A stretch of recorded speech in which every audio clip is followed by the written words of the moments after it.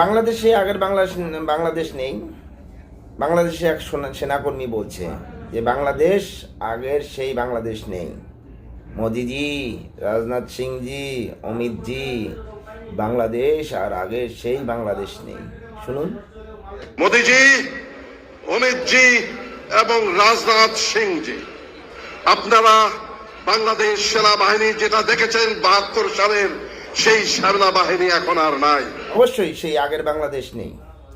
১৯৭১ সালে বঙ্গবন্ধু শেখ মুজিবুর যখন বলেছিল আমাদের ভারতের প্রধানমন্ত্রীকে যে আমাদের সেনা দিয়ে সাহায্য করুন, আমাদের সেনাকে প্রশিক্ষণ দিন এবং তাদেরকে সশস্ত্র করে তুলুন, সেটা করার পরে ইন্দিরা গান্ধী এখান থেকে ট্রেনিং দেওয়ার জন্য লোক নিয়ে গেছিল। লোক নেওয়ার পরে মুক্তিবাহিনী তৈরি করে তারপরে বাংলাদেশ স্বাধীন হয়। আজকে বলছে মোদিজি, অমিত শাহজি, রাজনাথ সিংজি, বাংলাদেশে এই আগের বাংলাদেশ নেই। এই ভারতের জন্যই শুধুমাত্র বাংলাদেশ স্বাধীন হয়েছে।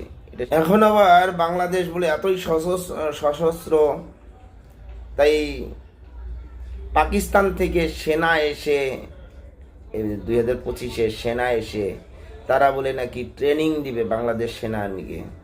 তো বাংলাদেশ শিখেছে কি আর শিখাবে কারা?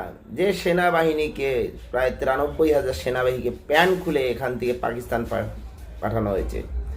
অলরেডি সারেন্ডার করার পরে প্যান্ট খুলে এখান থেকে পাকিস্তানে পাঠানো হয়েছে। সেই সেনাবাহিনী কি ট্রেনিং দিবে? এরা এই শিক্ষাটাই দেবে কি করে প্যান্ট খুলে যেতে হয় নিজের দেশে।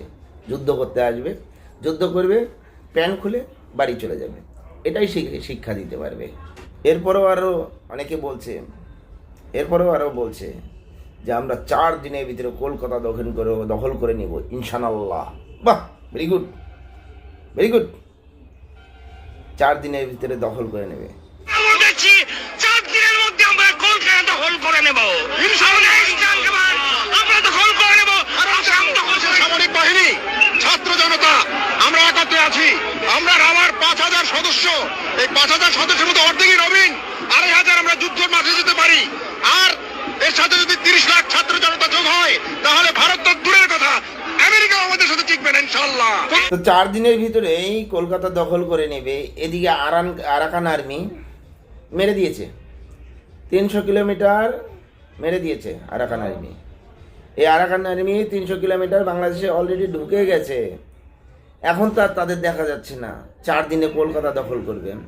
40 দিন হয়ে গেল অলরেডি, তাদেরকে আর দেখাই যাচ্ছে না। তারা যে কোথায় উড়ে গেল, চিলের মতো না শকুনেরও মতো, তারা কোথায় যে চলে গেল এখন খুঁজেই পাওয়া যাচ্ছে না। কোথায় সেই 4 দিনের লোকগুলো?